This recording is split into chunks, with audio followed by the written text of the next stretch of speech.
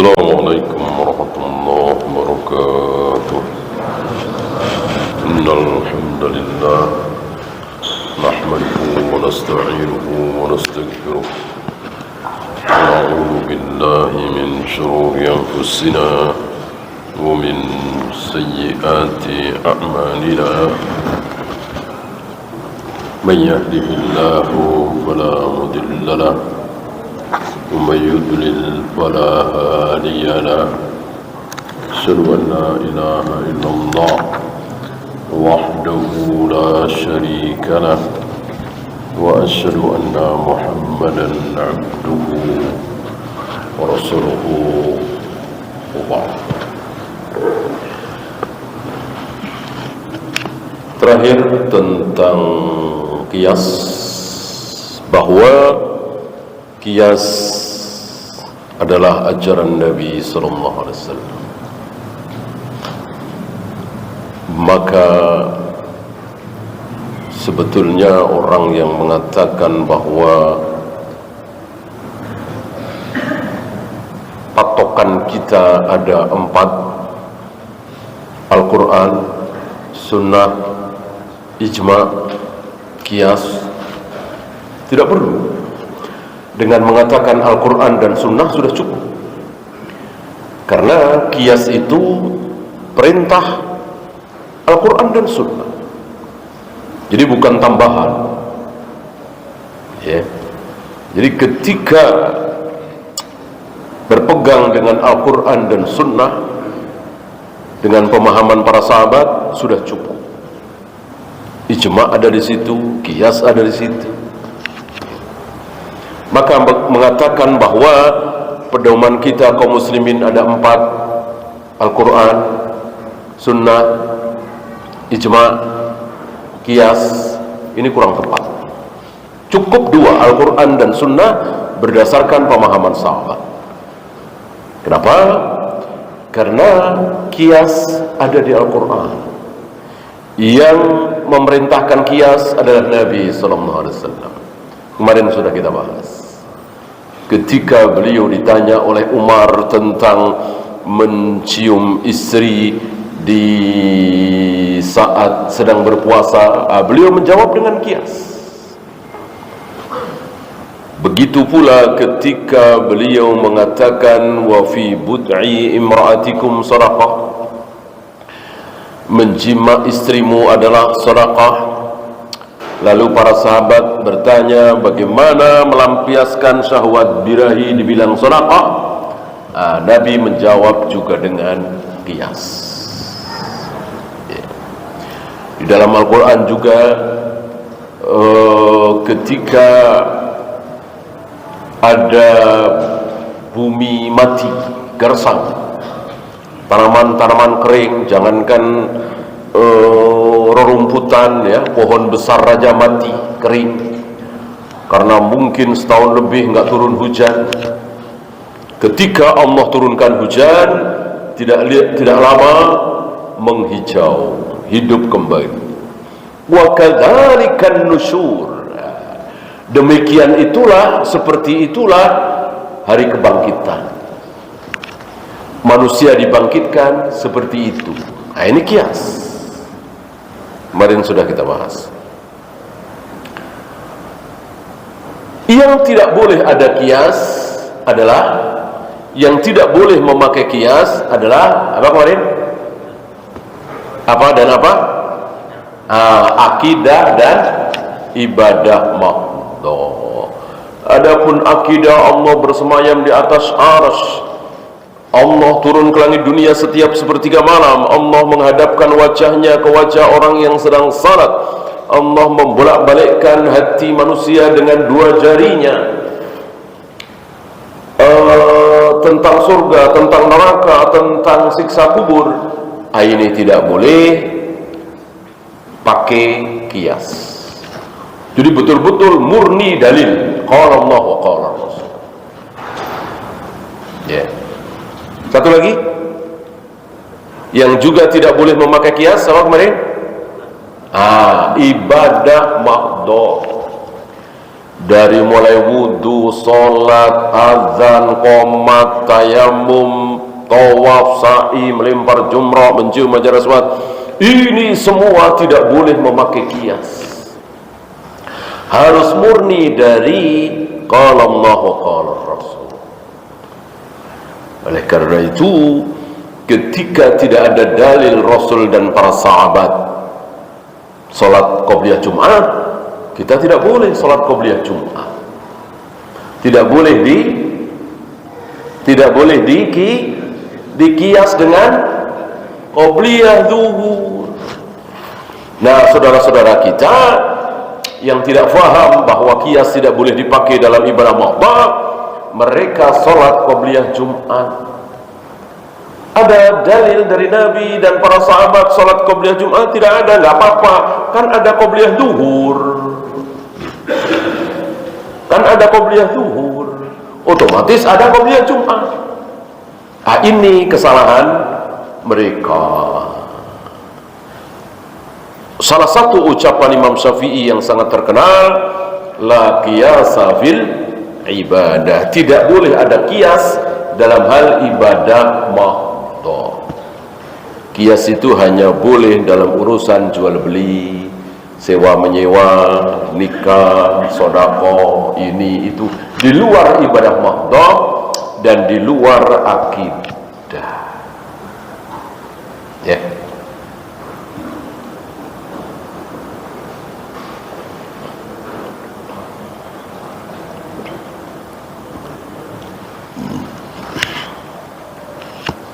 Ya, tentang kias kita tinggalkan. Antum catat betul-betul ya di ingatan antum bahwa kias tidak boleh ada dalam ibadah mahdhah dan akidah.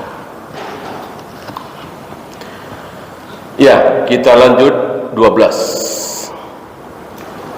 Wal kalamu wal khusumatu wal jidalu wal mira'u muhdats. Debat, jidal, mira, agak sulit menerjemahkan karena di sini ada 4, sementara dalam bahasa Indonesia mungkin cuma 1 atau 2. Debat apa selain debat? Ya nggak ada debat ya. Kalau diskusi tidak haram. Yang haram debat. Maksudnya debat kusir. Gimana caranya supaya saya bisa mengalahkan debat dengan dia? Nah, itu. Saya nggak boleh kalah, saya harus menang. Nah, itu. Ini haram. Tidak boleh. Sombong. Berarti seolah kita pasti benar.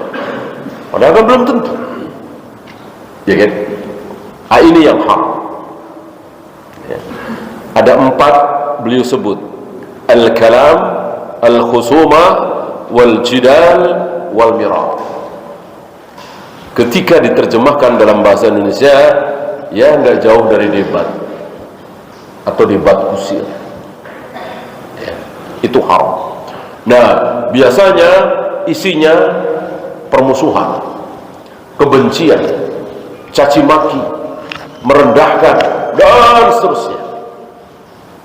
Beda kalau diskusi mudzakarah, walaupun dengan suara keras barangkali, tetapi tidak saling menjatuhkan.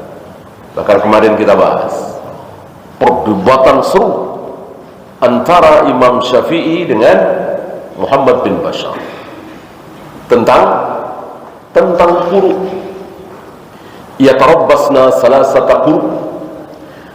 Wanita-wanita yang dicerai suami untuk menikah lagi dengan laki-laki lain harus menunggu 3 kali quru. 3 kali quru. Berselisih para ulama, quru itu apa? Haid apa tidak haid? Haid apa suci? Ya. Jadi wanita itu dalam hidupnya kan mengalami dua keadaan. Kalau tidak haid ya suci, kalau tidak suci ya haid. Nah, yang dimaksud 3 kali quru itu 3 kali suci apa 3 kali haid? Berselisih para ulama ratusan tahun sampai hari ini.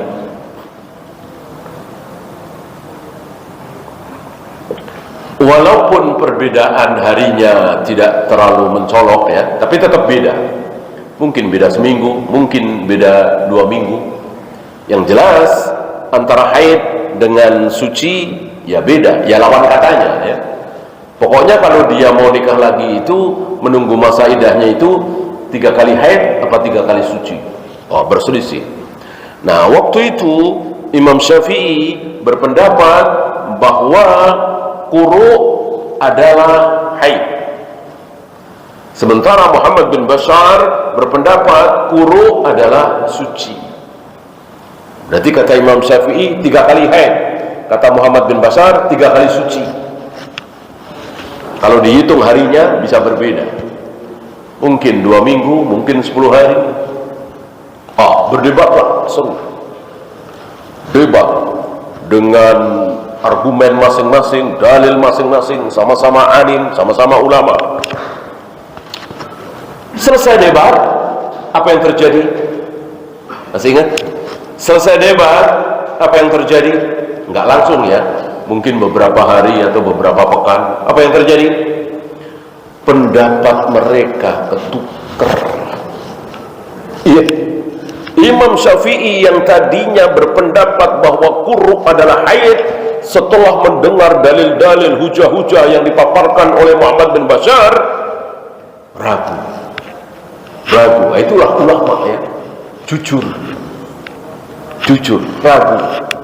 Akhirnya pendapat beliau sendiri beliau buang. Enggak benar pendapat saya selama ini. Mengambil pendapat Muhammad bin Bashar bahwa quru adalah suci, bukan haid. Sementara Muhammad bin Bashar juga kebalik, yang selama ini berpendapat bahwa quru adalah suci, setelah mendengar pemaparan dalil-dalil hujah-hujah argumen dari Imam Syafi'i, akhirnya menjadi ragu, akhirnya membuang pendapatnya sendiri, mengambil pendapat Imam Syafi'i, ketukar. Akhirnya Muhammad bin Bashar meyakini, berpendapat bahwa quru adalah haid. Begitulah ulama, dan tidak gengsi, tidak seperti kita, dan diumumkan kepada kaum muslimin. Saya rujuk, kemarin saya salah, yang benar beliau, gitu. Inilah ulama, tidak seperti kita. Kita ragu, kita malu, kita gengsi, padahal dalam hati mengakui kebenaran hujah lawan debatnya, tapi nggak mengakui secara dohir. Itulah kita ya. Dan alhamdulillah Imam Syafi'i berdebat dengan Muhammad bin Bashar, Muhammad bin Bashar berdebat dengan Imam Syafi'i, dua-duanya ahlus sunnah. Coba kalau Imam Syafi'i berpendapat dengan berdebat dengan Mu'tazilah, berdebat dengan Khawarij, berdebat dengan Jahmiyah, kan bahaya sekali. Disinilah para ulama ahlus sunnah nggak mau berdebat dengan Jahmiyah, Jabariyah, Asy'ariyah, Maturidiyah, apalagi Rafidah, nggak mau, bahaya ya. Oleh karena itu riwayat yang ada, Imam Syafi'i didatangi oleh 2 orang, Abu Thawr dan Husain al-Qarabisi, dua-duanya tokoh falasifah ahlul kalam, didatangi. Bukan Imam Syafi'i mendatangi, atau kedua belah pihak bertemu di masjid, disaksikan oleh kaum muslimin. Imam Syafi'i nggak mau. Inilah ketawaduan para ulama. Inilah para ulama kita tidak seperti kita. Kita baru tahu beberapa ayat, beberapa hadis, sudah nantang debat, merasa pasti benar, pasti bisa mengalahkan ya. Imam Syafi'i tidak. Imam Ahmad masih ingat bagaimana ketika Imam Ahmad dibawa untuk dihadapkan kepada Khalifah Al-Ma'mun, karena hampir semua ulama terpaksa mengatakan Al-Quran adalah makhluk. Hanya Imam Ahmad yang bersikeras mengatakan Al-Quran bukan makhluk. Al-Quran itu ucapan Allah. Masa ucapan Allah makhluk? Allahnya Khalik, ucapannya makhluk, kan aneh. Hanya beliau bersama muridnya Muhammad bin Nuh, tapi belakangan Muhammad bin Nuh meninggal dan dimandikan, disolati oleh Imam Ahmad, lalu dipenjara ya. Nah, ketika beliau akan dihadapkan kepada Khalifah Al-Ma'mun, beliau berdoa kepada Allah, ya Allah, jangan pertemukan aku dengan Khalifah Al-Ma'mun. Lihat, jangan pertemukan aku dengan Khalifah Al-Ma'mun. Kenapa? Kenapa beliau berdoa seperti itu?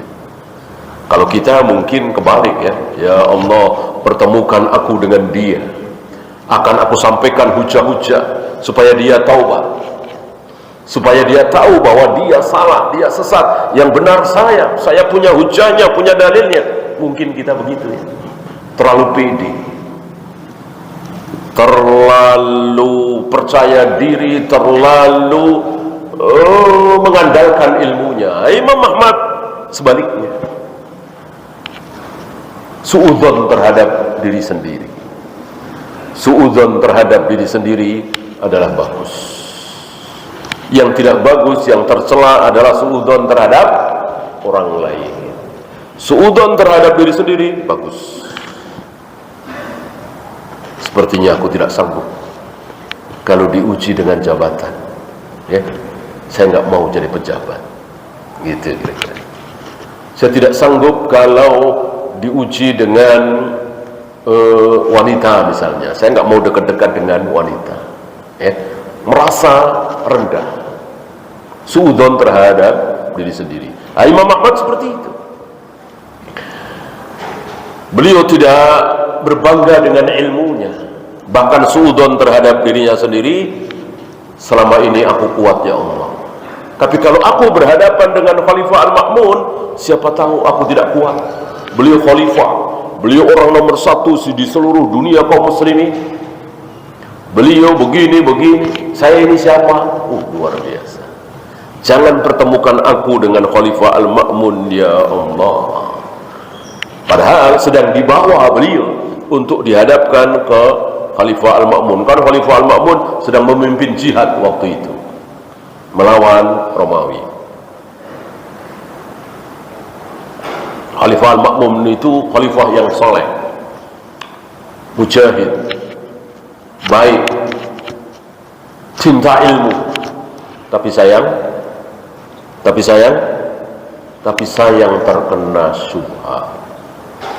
Tapi sayang beliau tidak dekat dengan Imam Ahmad, Imam Syafi'i, Yahya bin Ma'in, Ali bin Madini, tidak. Beliau dekat dengan Ibnu Abi Du'an, tokoh Mu'tazilah, dan beberapa tokoh-tokoh Mu'tazilah lain. Intinya beliau terkena syubhat. Doa beliau dikabulkan oleh Allah. Beberapa hari lagi kira-kira mau bertemu dengan Khalifah Al-Ma'mun, terdengar berita Khalifah Al-Ma'mun wafat.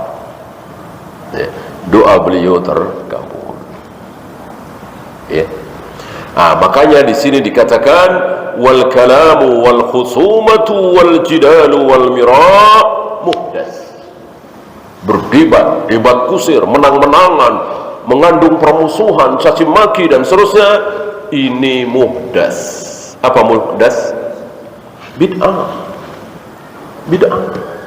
Tidak pernah dicontohkan oleh Rasul dan para sahabat. Ketika berhadapan dengan orang-orang yang ngeyel, orang-orang yang bersikukuh dalam kebatilan, beliau tidak nantang debat, tapi malah nantang apa? Di surat Ali Imran, beliau nantang, beliau nggak nantang debat dengan pendeta-pendeta Nasrani, Najran. Beliau tidak nantang mereka, tapi nantang mubahalah. Summa nabtahil fanaj'al la'natallahi 'alal kadhibin. Mari kita bermubahalah. Kita mohon kepada Allah, semoga siapa di antara kita yang salah, yang dusta, yang keliru, dikutuk, dilaknat oleh Allah. Ya, dengan membawa Ali bin Abi Thalib, Hasan, Husain, Fatimah. Ya. Artinya beliau tidak melibatkan orang lain, khusus keluarga. Anak beliau, putri beliau, mantu beliau, cucu-cucu beliau diajak.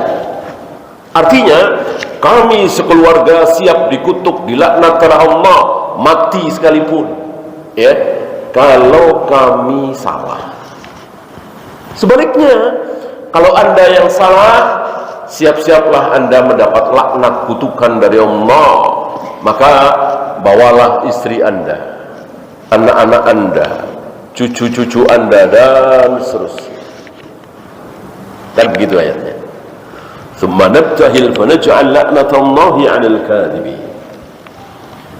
Rasul sudah siap. Pendeta Nasrani tidak berani datang. Tidak berani datang. Lebih sunnah seperti itu. Tentu ini masalah agama, masalah keyakinan, bukan masalah dunia, masalah warisan, masalah sengketa perusahaan, masalah sengketa tanah, masalah sengketa pemilihan gubernur, wali kota, sah apa tidak, enggak. Itu ayat Al-Quran tentang mubahalah itu terlalu besar untuk dipakai urusan bangkai kambing, ya. Urusan jabatan, urusan tanah, urusan warisan, ini bangkai kambing, sampah. Tidak perlu dan tidak boleh, tidak layak dengan memakai ayat Al-Quran. Masalah besar. Masakah betulkah Allah turun ke langit dunia setiap sepertiga malam? Ada yang bantah? Gitu. Allah betul-betul bersemayam di atas ars. Ada yang bantah? Oh, tahlilan bid'ah, muludan bid'ah, yasinan malam Jumat bisa usali bid'ah. Ada yang bantah? Ya. Daripada debat kusir, bermubahalah. Ya. Dan enggak lama. Biasanya ya enggak sampai setahun mati. Terakhir siapa? Antum masih ingat? Syekh Sadaullah rahimahullah di India, Lahore, bermubahalah dengan siapa? Masih ingat? Mirza Ghulam Ahmad yang mengaku sebagai nabi, ya. Itu nggak sampai setahun, 8 atau 7 bulan dari mubahalah itu mati, dan matinya mengenaskan. Insyaallah antum pernah dengar ya keadaan matinya Mirza Ghulam Ahmad, ya, mengenaskan dan menjijikkan.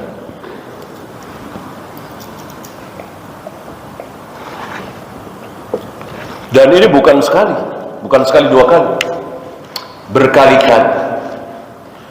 Ketika tokoh sesat diajak taubat dari kesesatannya, kemudian dia bersikukuh dalam kesesatan, diajak mubahalah. Tentu ini di luar penguasa ya. Kalau penguasa ya bukan mubahalah lagi. Apa? Kalau penguasa bukan mubahalah lagi. Apa? Iya. Kalau penguasa, ya, seperti Khalid bin Abdullah tidak mengajak mubahalah kepada Ja'ad bin Dirham. Ketika Ja'ad bin Dirham disodori, ini ayatnya, ini hadisnya, ini ucapan para sahabat, tabi'in, atba'ut tabi'in, bahwa Allah begini, masih tidak mau bertaubat. Akhirnya diancam penggal leher, dia masih tidak mau bertaubat. Artinya lebih baik aku mati, dibunuh, daripada aku mengakui kalau Allah itu bersemayam di atas arsy, daripada aku mengakui Allah punya wajah, punya tangan, punya mata, punya jari, punya telapak kaki, punya genggaman, jadi kayak manusia, jadi kayak Tuhannya agama-agama lain gitu. Kan ada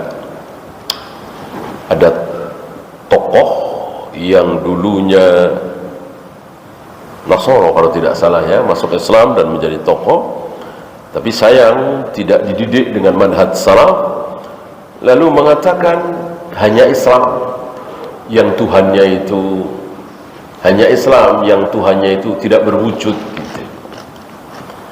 Artinya dia mengatakan di agama-agama lain Tuhan itu ada begini, tangannya begini, ini begini, hanya Islam nggak ada. Kata siapa?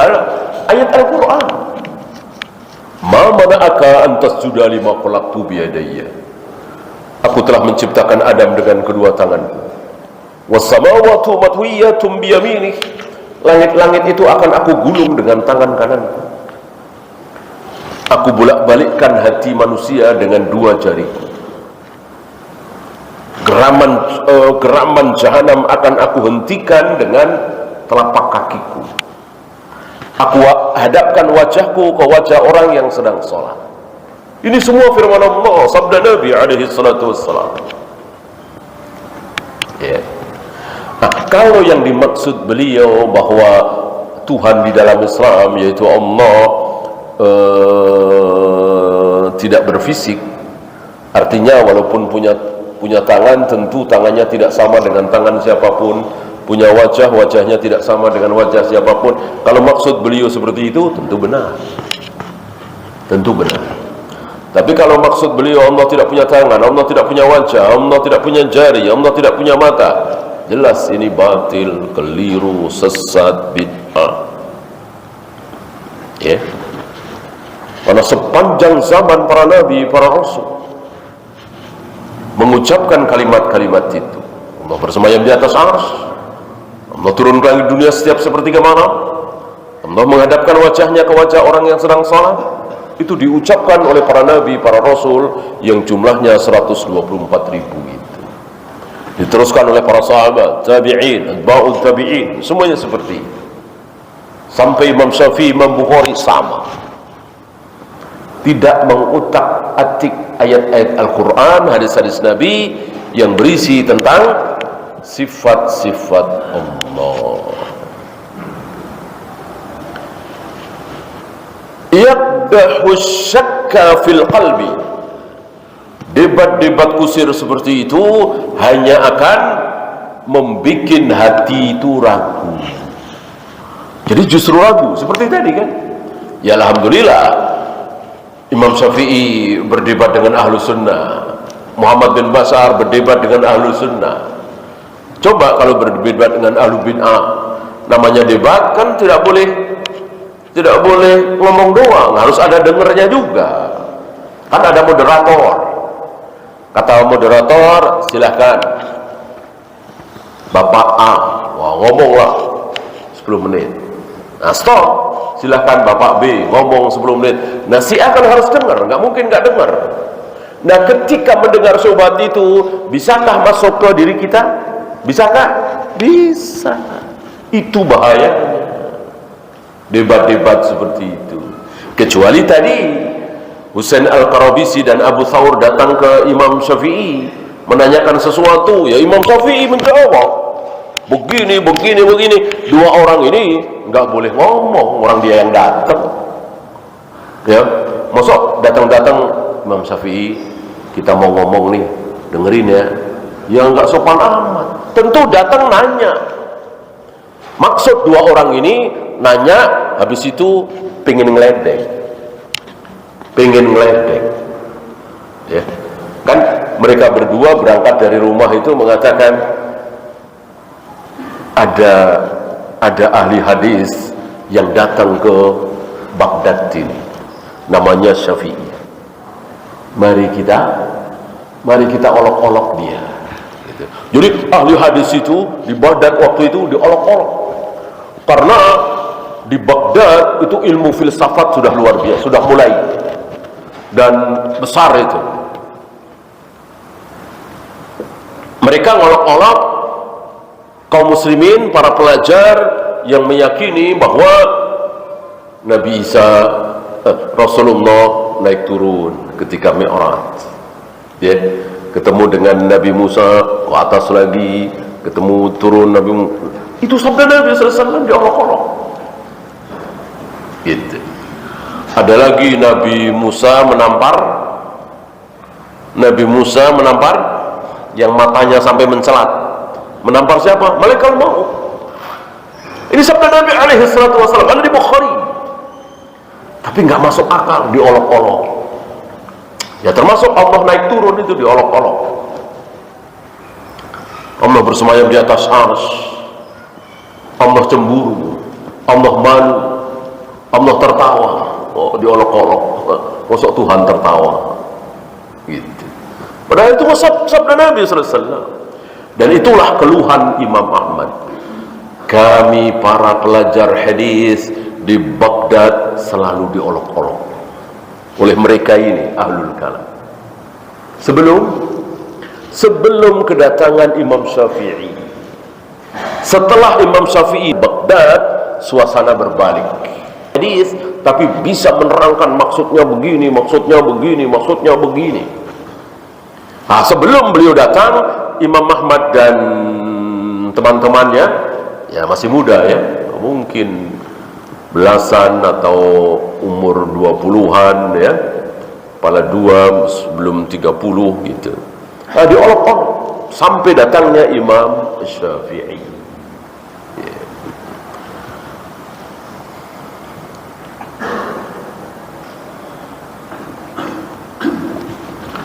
Oleh karena itu, ketika Imam Ahmad waktu itu, ini sebelum ini ya, waktu itu Imam Ahmad datang ke Mekah menimba ilmu bersama teman-temannya di Mekah, masih seperti sekarang ya. Di sini kursinya siapa, di sini kursinya siapa, kursinya siapa sekarang kan. Mekah Madinah ya, Masjid Nabawi. Nah, di situ ada Sufyan bin Uyainah, sudah syekh, sudah senior istilah kita. Ada Sufyan As-Sauri, sama sudah senior. Ada yang lain. Nah, ada anak muda, ada masih muda. Siapa? Imam Syafi'i. Umurnya jauh dibanding dengan Sufyan bin Uyainah, Sufyan As-Sauri. Yang rame adalah majelisnya para senior ini. Majelisnya Imam Syafi'i ya nggak terlalu banyak. Imam Ahmad nggak mau meninggalkan majelisnya Imam Syafi'i. Teman-temannya pada heran, kenapa? Kan banyak syuyukh, banyak yang tua-tua, senior-senior mengajarkan hadis, haddatsana fulan, haddatsana fulan. Kenapa engkau duduk di sini, di majelisnya anak muda ini? Wah, dijawab dengan jujur oleh Imam Ahmad. Kemarin aku tidak tahu nasikh mansukh itu apa, mutlak muqayyad itu apa, khos am itu apa, aku nggak tahu. Aku tahu setelah aku duduk di majelis anak muda ini. Ya. Kalau ketinggalan pelajaran hadis, haddatsana fulan, bisa nyusul. Kan tinggal nyatet kan, kalau hadis kan dicatat. Oh, kalau ini tidak bisa nyusul. Ya. Luar biasa Imam Syafi'i dalam menjelaskan tentang qaidah-qaidah. Ada nasih, ada mansukh, ada mutlak, ada muqayyad, ada am, ada khas dan lain-lain. Itu banyak sekali didapat dari anak muda ini, Al-Imam Syafi'i. Ya. Maka kecintaan Imam Ahmad kepada Imam Syafi'i luar biasa. Sampai pernah mengatakan 40 tahun. 40 tahun aku mendoakan beliau. Sudah 40 tahun ini maksudnya. Ya. Sepertinya ketika Imam Syafi'i sudah wafat. Wa in asaba sahibuhu al-haqqa wa sunnah, walaupun yang debat itu berada dalam kebenaran, berada dalam sunnah, tapi bisa ragu. Dan contoh seperti ini bukan satu dua. Contoh seperti ini bukan satu dua.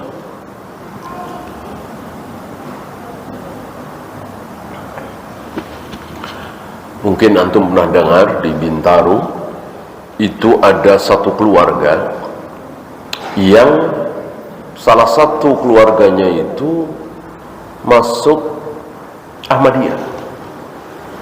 Masuk Ahmadiyah. Dan ini keluarga berilmu, ustadz gitu.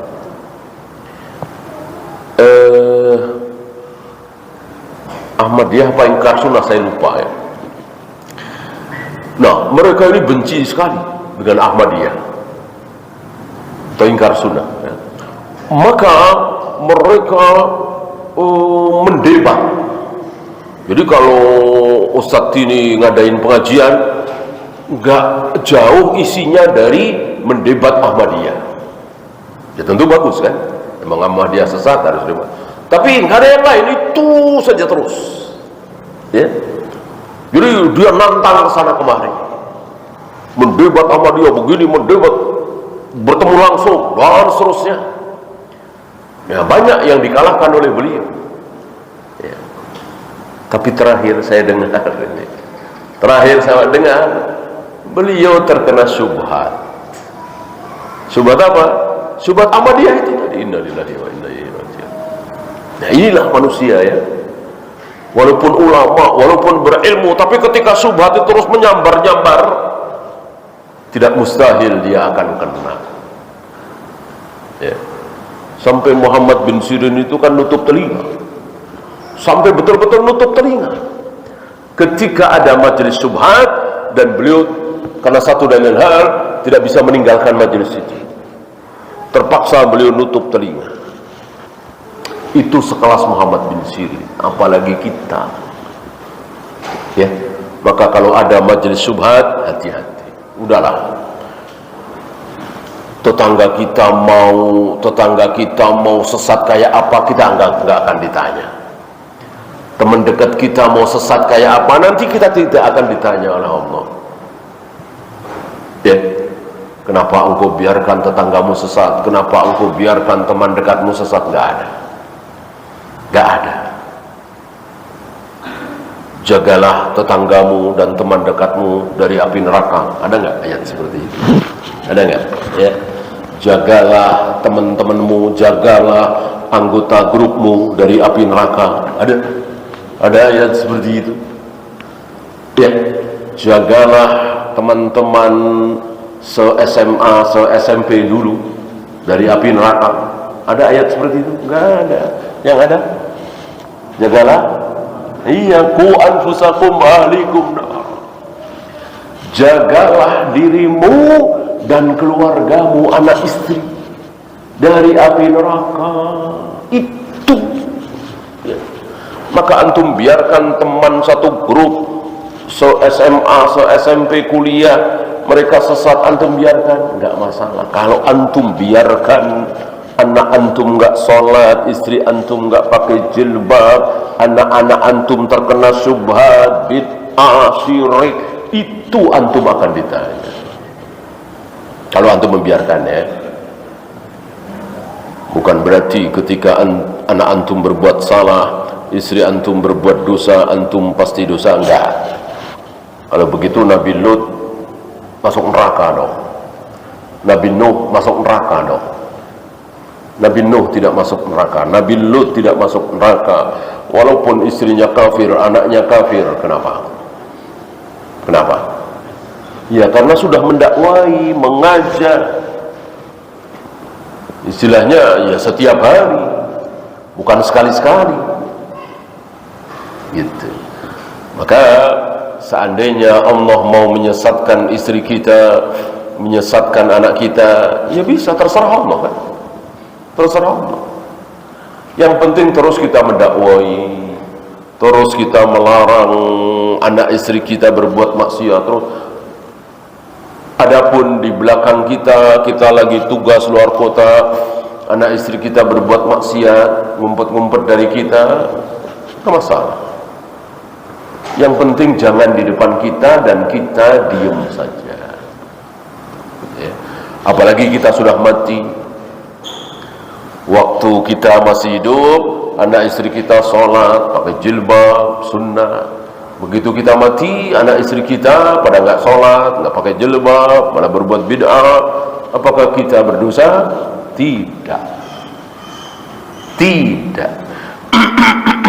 Dan nanti seandainya kita masuk surga, anak istri kita masuk neraka, waliyadzubillah, karena memang mereka berbuat maksiat. Apakah ketika kita masuk surga kemudian melihat anak istri kita masuk neraka, apakah kita bersedih? Apakah kita bersedih? Tidak sama sekali.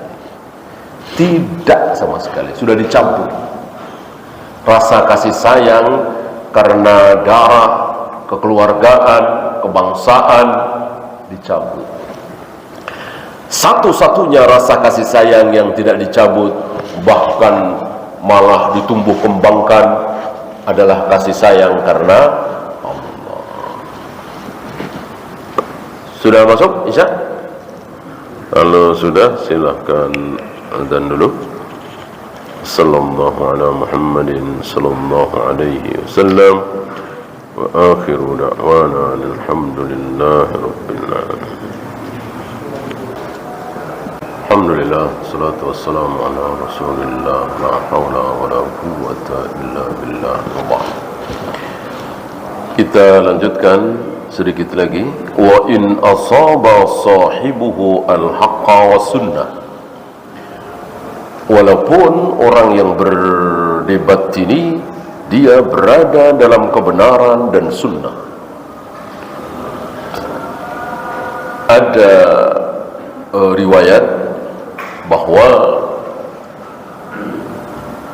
man tarakal mira'a, barang siapa yang tidak mau mira' itu tadi debat kusir, tujuan satu-satunya adalah menang.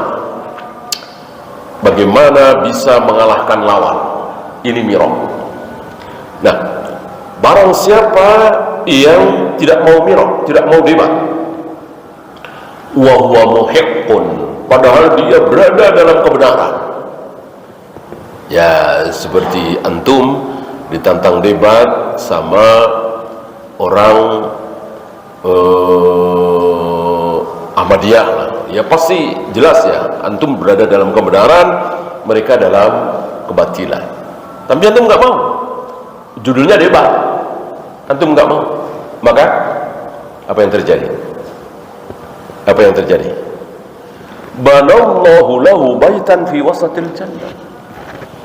Allah akan bangunkan istana megah di tengah-tengah surga. Itu balasan besar bagi orang yang meninggalkan debat. Ya. Maka janganlah. Dan memang ulama-ulama kita nggak ada seperti itu. Ya seperti tadi Imam Syafi'i kan karena ditantang dan didatangi di rumahnya, bukan dari di majlis dan seterusnya. Oleh karena itu para ulama tidak suka walaupun dengan pendeta. Ya pastilah hujahnya kan lebih rapuh dari sarang laba-laba. Pasti hujahnya.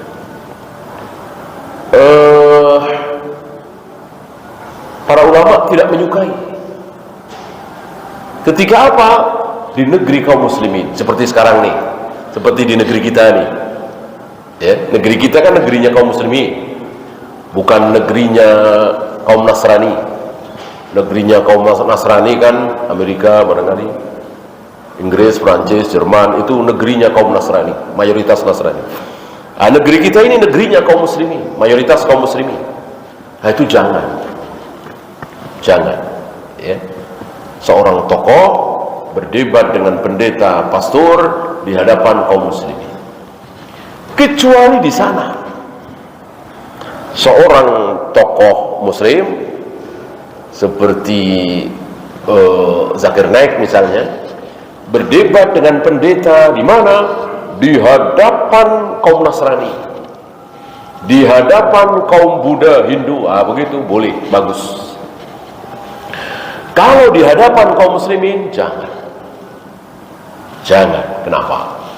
Karena para pendeta, para pastor ini kan membawakan hujah. Apalagi kita tahu mereka nggak sungkan-sungkan untuk berbohong, kan? Nah, sementara hujah itu didengar oleh saudara-saudara kita kaum muslimin, ada yang kena. Gitu. Kalau terpaksa mau debat dengan mereka di hadapan mereka, cukup di hadapan mereka, jangan di hadapan kaum muslimin. Rugi, karena agama ini bukan untuk diperdebatkan. Salah satu yang tidak disukai oleh ulama itu seperti itu. Barangkali antum pernah dengar bagaimana seorang ulama ketika ada niat terbersit dalam hatinya untuk menunjukkan kebolehannya, keilmuannya, ya. Di hadapan siapa? Di hadapan ulama-ulama lain, dan ada khalifah di situ, diundang oleh khalifah di istana. Tiba-tiba beliau diam. Beliau menyadari bahwa niatku ini tidak baik. Tiba-tiba beliau diam ketika ulama-ulama yang lain masing-masing membawakan hujahnya. Kan khalifah bertanya tentang satu permasalahan. Nah, ulama-ulama lain yang menjawab, ini ada ulama yang diam, nggak mau jawab, lewat aja. Kenapa? Karena ada sesuatu dalam hatinya, ya. Sepulang dari istana, murid-muridnya bertanya. Waktu itu murid lain ikut, gitu ya. Mungkin pertemuan umum ramai gitu. Para ulama berikut murid-murid, gitu.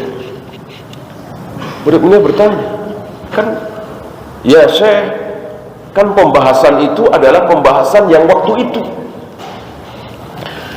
engkau membahas di hadapan kami dengan pembahasan yang luar biasa, hujahnya, argumennya, dalil-dalilnya. Kenapa pembahasan itu tidak diulang tadi? Kenapa engkau tidak menjawab? Kenapa engkau lewat saja, minta dilewati saja? Dijawab oleh beliau, waktu aku membahas ilmu itu di hadapan antum, murid-muridnya itu, ya, tidak ada yang aku inginkan kecuali ridha Allah. Nggak berharap pujian sama murid. Ngapain pengen dipuji sama murid? Iya kan? Tapi tadi ketika aku berhadapan dengan khalifah dan ulama-ulama lain, ada sesuatu dalam hati, maka aku stop. Iya, kita akhiri. Subhanallahumma bihamdika, asyhadu an la ilaha illa anta, astaghfiruka wa atubu ilaik. Assalamualaikum warahmatullahi wabarakatuh.